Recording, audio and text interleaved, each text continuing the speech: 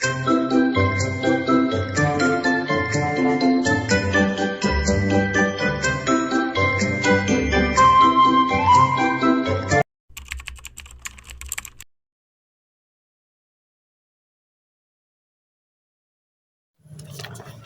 dear students, welcome back to another lecture. Today we are going to discuss about electronegativity. यहाँ पर मैंने electronegativity की definition लिखी हुई है. इसमें कह रहा है कि tendency of atom to attract bond pair of electron in covalent bond. So dear students, ये पॉइंट याद कर लें. जो इलेक्ट्रोनेगेटिविटी को हम जब भी डिफाइन करेंगे वो कोवेलेंट बॉन्ड के हिसाब से की जाएगी. यहाँ पर देखें, दो मतलब एलिमेंट्स दिए हुए हैं, जो एक मेटल है और दूसरा नॉन मेटल है. एक मेटल जो होगा वो इलेक्ट्रॉन लॉस करता है और जो नॉन मेटल्स होते हैं वो इलेक्ट्रॉन गेन करते हैं. यहाँ पर देखिए, मेटल ने क्या किया हुआ है, इलेक्ट्रॉन लॉस किया हुआ है जिस पर पार्शियल पॉजिटिव चार्ज आ रही है, और नॉन मेटल ने क्या किया हुआ है, इलेक्ट्रॉन गेन किया हुआ है. इट मीन्स दैट कि ये जो मेटल्स होते हैं वो लेस इलेक्ट्रोनेगेटिव होंगे और नॉन मेटल जो होंगे विद हाई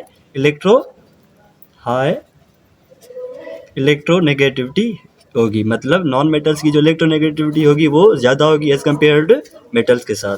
यहाँ पर मैंने पॉइंट लिखी हुई है कि it requires two atoms and it is not a property of isolated atom.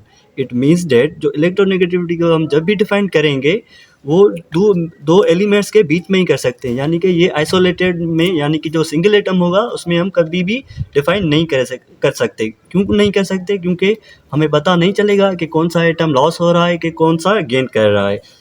इसलिए जो इलेक्ट्रोनेगेटिविटी होगी वो कभी भी आइसोलेटेड एटम की डिफाइन नहीं कर सकती. लेकिन हमने पढ़ा ionization potential and electron affinity जो होती है वो आइसोलेटेड एटम के लिए होती है. मतलब आयोनाइजेशन पोटेंशियल जो होगी, किसी भी इलेक्ट्रॉन से हम क्या एनर्जी देंगे और इलेक्ट्रॉन रिमूव कर देंगे, मतलब सिंगल आइसोलेटेड एटम की बात हो रही है.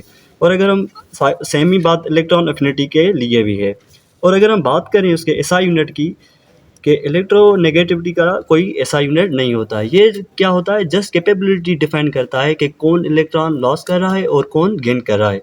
और जो आयोनाइजेशन पोटेंशियल हमने पढ़ा उसमें हमने मतलब ऐसा यूनिट्स भी हमने पढ़े हुए हैं. वो अगर आपने वो वीडियो नहीं देखा तो आप वो डिस्क्रिप्शन में उसके लिंक दूंगा, वो देख सकते हैं. और इम्पोर्टेंट पॉइंट्स आपके साथ में शेयर करूँ, जो इलेक्ट्रोनेगेटिविटी ऑफ मेटल्स होता है वो लेस देन 2 होता है. यानी कि जो मेटल्स होते हैं उसकी इलेक्ट्रोनेगेटिविटी लेस देन 2 होती है. और सेम बात अगर हम इलेक्ट्रोनेगेटिविटी की करें नॉन मेटल्स के लिए, तो नॉन मेटल्स की इलेक्ट्रोनेगेटिविटी हायर होती है, हायर देन 2. मतलब जो नॉन मेटल्स का वैल्यू होगा वो ग्रेटर देन 2 होगा. और अगर हम बात करें किसकी जो वैल्यू होगा, किस एलिमेंट्स का वैल्यू 2 होगा, वो होता है मेटालॉइड्स के लिए. मतलब मेटालॉइड्स हम किसे कहते हैं, वो एलिमेंट्स जिनकी प्रॉपर्टीज़ क्या होंगे, मेटल वाली भी हो और नॉन मेटल्स वाली भी हो. अगर हम बात करें ट्रेंड्स के ऊपर, so dear students, trends of electronegativity in a periodic table के ऊपर बात करें, सो डाउन द ग्रुप जो इलेक्ट्रोनेगेटिविटी होती है वो क्या होती है, डिक्रीज. क्या होगी, decrease. And along the period जब हम बात करेंगे वो क्या होती है, इंक्रीज. क्या होगी, इंक्रीज होगी. अगर हम बात करें कि कौन सा एलिमेंट जिसकी इलेक्ट्रोनेगेटिविटी हाईएस्ट है इन अ पीरियोडिक टेबल, वो है क्या, फ्लोरीन. ठीक है. अगर हम लोवेस्ट की बात करें वो क्या होगी, सीजियम. मतलब हाईएस्ट इलेक्ट्रोनेगेटिविटी किसकी होगी, फ्लोरीन की, एंड लोवेस्ट जो होगा वो सीजियम की होगी.